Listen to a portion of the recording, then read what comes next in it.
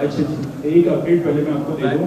मोहम्मद रिजवान आपने देखा होगा, उन्होंने बैटिंग भी की है, उनको क्रैम्प आए थे नी पे ऊपर फील्डिंग के दौरान। पहले बैटिंग की है उन्होंने, लेकिन हम उनका MRI करवाएंगे।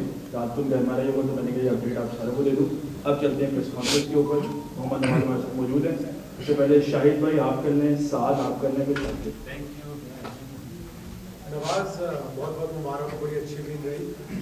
एक चीज़ समझ में सबकी ये आ रही है कि बाबर इतना कंट्रीब्यूट नहीं कर पा रहे हैं, उसके बावजूद भी टीम जीत रही है और मिडिल ऑर्डर ने कंट्रीब्यूट किया, दूसरे लड़के कंट्रीब्यूट कर रहे हैं, तो टीम बन रही है। जी बिल्कुल, देखें सिर्फ यही नहीं है कि हम बाबर नो डाउट हमारी टीम, हम बैकबोन है हमारी टीम की, और जिस तरह से वो परफॉर्मेंस करते हुए आ रहे हैं, आई थिंक बाकी भी जो जितने भी प्लेयर्स खेल रहे हैं वो भी इक्वली इतने ही गुड हैं कि ऑन द स्पॉट जब टाइम आए तो वो भी परफॉर्म करें। और हमारा यही रहता है कि जब भी अपॉर्चुनिटी आए दूसरे प्लेयर्स के पास तो वो इसको ग्रैब करें। जिस तरह आप ऊपर आए, बैटिंग की और बड़ी दलील से आपने बैटिंग की, इंडिया इतना बड़ा मैच है, तो किसने डिसीजन लिया, क्या समझते बाबर आजम ने या मैनेजमेंट ने?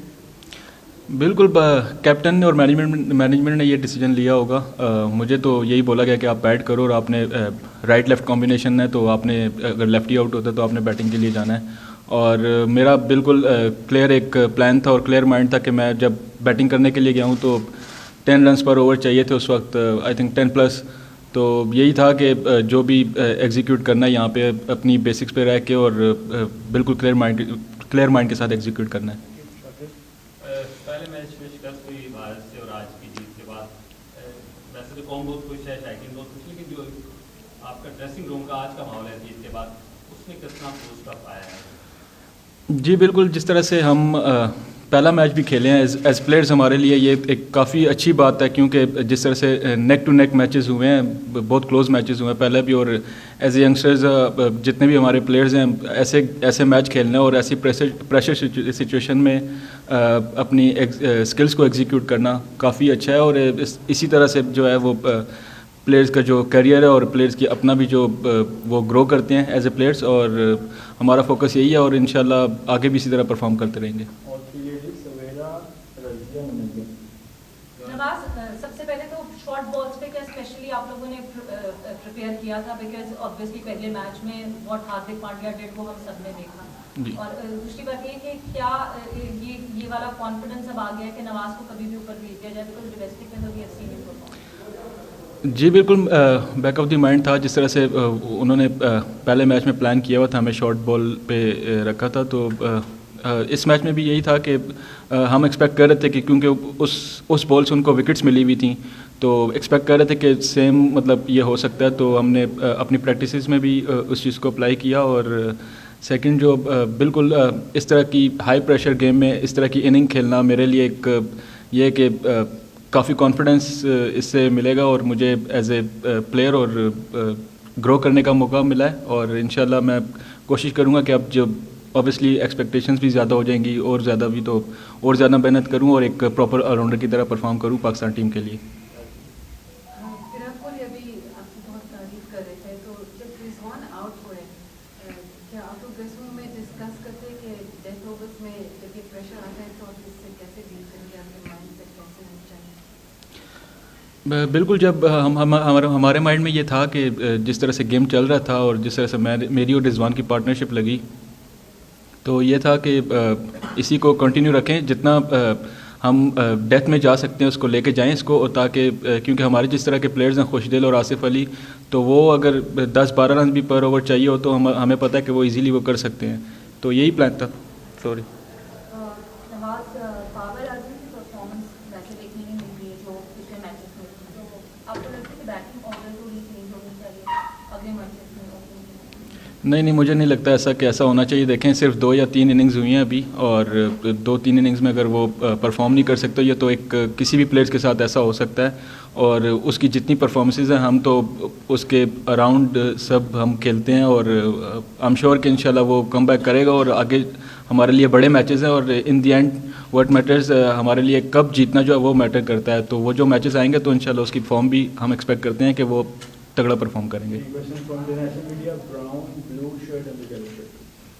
पीएम फिंगर स्पिनर बहुत कम खेले दिखाई जा रहे हैं, आप बहुत रेयर हो, तो इंडिया के खिलाफ जब खेलते हो तो जो अच्छे स्पिन के खिलाफ खेलते हैं उसमें ज़्यादा एक मज़ा आता है वो खेलने में। देखें जिस तरह से इंडियन टीम के बैट्समैन हैं, मतलब बहुत विराट भाई हो गए, वो लेजेंड हैं, और बाकी भी जितने भी प्लेयर्स हैं वो स्पिन को ओबियसली अच्छा खेलते हैं। तो मेरे लिए ये है कि मैं इनके अगेंस्ट जब अच्छी बॉलिंग करूंगा तो ये मेरे लिए मतलब एक अपॉर्चुनिटी है अपने आप को, अपनी स्किल्स को एक्सप्रेस करूं। और नो डाउट कि थोड़ा सा आजकल होता है कि फिंगर स्पिनर्स को इतना वो हाइप नहीं मिलती, वो मिस्ट्री स्पिनर्स की तरफ ज़्यादा मतलब लोग देखते हैं। बट यह है कि अगर आप इन दी एंड मैटर परफॉर्मेंस जो है वो मैटर करती है, तो फिंगर स्पिनर मेरे लिए यह है कि मैं बस बेसिक्स पे अपनी रहूं और अच्छा परफॉर्म करने की कोशिश करूं जो मेरी टीम को ज़रूरत है।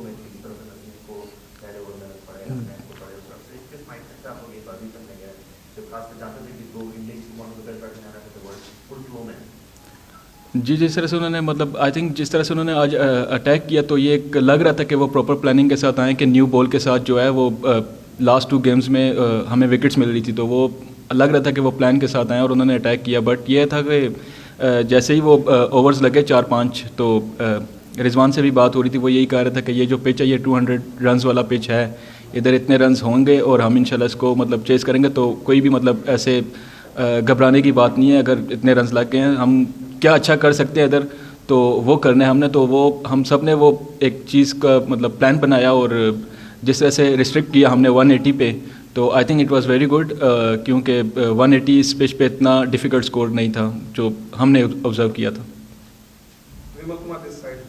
ये आपसे जानना चाह रहे हैं कि आपने देखा विराट कोहली तो पहले 2 मैचेस में भी देखा जो उन्होंने रन बनाए, इससे पहले बहुत सारे सवाल थे, लेकिन आज जिस विराट कोहली को आपने देखा आपको लगता है कि वो एट हिज बेस्ट थे? जी बिल्कुल, जिस तरह से आज वो खेले थे फ्लो में और काफ़ी ऑब्वियसली हमारी टीम के अगेंस्ट तो नहीं चाहते हम के रन्स करें, बट उनको हमेशा से मतलब यही रहता है कि हमें कि मतलब वो रन्स करें, और जिस तरह से वो खेलते हैं आई थिंक आज भी वो उसी तरह से उन्होंने स्टार्ट लिया था।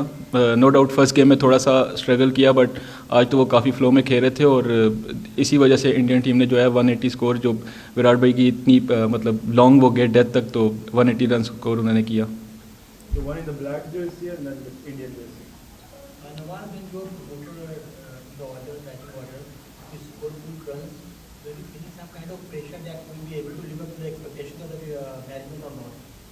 Sorry, say again, please. When you were promoted in the batting order, yes, for the run rate, were you feeling some kind of pressure whether you will be able to live up to the expectations of the management or not?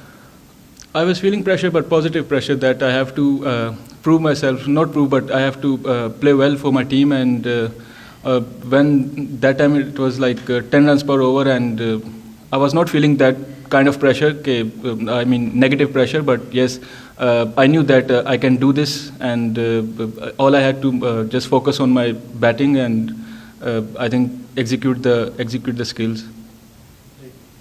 Hi Nawaz, Kapil from Z News. Generally आजकल 2 leg spinner खेलते नहीं है, 11 में होते नहीं है, तो जब आपने देखा कि इंडिया ने 2-3 चेंजेस कर दिए, 2 लेग स्पिनर रख दिए, तो थोड़ी हैरानी हुई क्या? एक्सपेक्ट हम कर रहे थे कि वो जो जडेजा जैसे अनफिट हुए हैं तो अक्षर पटेल आएंगे, क्योंकि वो ऑलराउंडर हैं, तो एक ऑलराउंडर बीच में स्पिनिंग ऑलराउंडर होगा, बट ऐसा नहीं हुआ। एक्सपेक्ट नहीं कर रहे थे 2 लेग स्पिनर होंगे, बट ये है कि इन दी एंड जब कुछ भी हो सकता है और उसके लिए हम प्रिपेयर थे। लास्ट 4 क्वेश्चन जी, कादिर ख्वाजा, अब्दुल रहमान, नवाज भाई बेहतरीन खेल पेश किया आज, और ये बताएं कि टीम मैनेजमेंट ने या कप्तान ने आपको पहले से ही प्यार दिया हुआ था कि नवाज इस तरह की सिचुएशन आई तो आप इसको हैंडल करेंगे, या अचानक से ही आपको जो है वो मैनेजमेंट ने आज बताया कि बस आपने जाकर इसको हैंडल करना है और इस रन रेट को जो है पूरा करना है? नहीं, पहले से तो ये प्लानिंग नहीं थी हमारी। जो फर्स्ट इनिंग जब ख़त्म हुई है तो उस वक्त ये डिसीजन लिया गया कि मैं जो पैड करके रखूँ, ताकि अगर राइट लेफ्ट होता है तो राइट लेफ्ट कॉम्बिनेशन होगा, और ऑब्वियसली जो बाउंड्री थी वो एक साइड से थोड़ी सी बड़ी थी, और एक तरफ जब राइट लेफ्ट होता है तो ये है कि फिर आपको दोनों तरफ से चांस होता है कि एक साइड जब बड़ी बाउंड्री आए तो उधर वो मतलब डिफरेंट प्लेयर्स दोनों चांस ले सकते हैं सेम टाइम पे, तो यही प्लान था और ये प्लानिंग भी जो हुई थी वो एक इनिंग के बाद हुई थी। नवाज, हमारे 3 बड़े फास्ट बॉलर जो है वो इंजर्ड हो चुके हैं, तो क्या वजूहत क्या है कि आप दूसरे तीसरे दिन खिलाड़ी इंजर्ड हो रहे हैं, क्या वजह? आई थिंक वजह इसकी कोई वजह ऐसी नहीं है। आपको पता है जितनी गर्मी है इस गर्मी में और फास्ट बॉलर्स हमारे जैसे हैं इतने 145 प्लस और ऑब्वियसली 145 प्लस जो बॉल है वो ऐसे तो होती नहीं, उस पर ज़ोर लगता है काफ़ी, और जिस तरह से हम कंटिन्यू क्रिकेट भी खेलते हुए आ रहे हैं तो ऐसे वेदर में हो जाता है, ऐसा डिहाइड्रेट हो जाता है तो मसल पुल हो जाता है, बट ऐसा कोई मेजर इश्यूज़ जो हैं वो फास्ट बॉलर्स को नहीं है। लास्ट क्वेश्चन या पीटीवी न्यूज़ से सजाद, नवाज आप समझते हैं कि फील्डिंग पे तवज्जो कितनी ज़रूरत है, क्योंकि आज बहुत ज़्यादा मिसफील्ड देखने को मिली? बहुत ज़्यादा तो मिसफील्ड आज नहीं हुई। ऑब्वियसली जितने भी कैचेज़ आए हैं हमने वो कैचेज़ अवेल किए हैं, ग्रैब किया है उसको। नो डाउट एंड में जो इनिंग के एंड में 1 या 2 लैप्स हुए हैं तो वो हो जाता है, नो डाउट, बट ये है कि जितने भी आज कैचेज़ आए हैं और ग्राउंड फील्डिंग जितनी भी थी हमने बहुत अच्छी की आज, तो हम उस पर भी एज ए प्रोफेशनल ऑब्वियसली हम फोकस करते हैं, हर जितने भी एस्पेक्ट्स हैं उनको कवर करें। Thank you, thank you very much, thank you बहुत।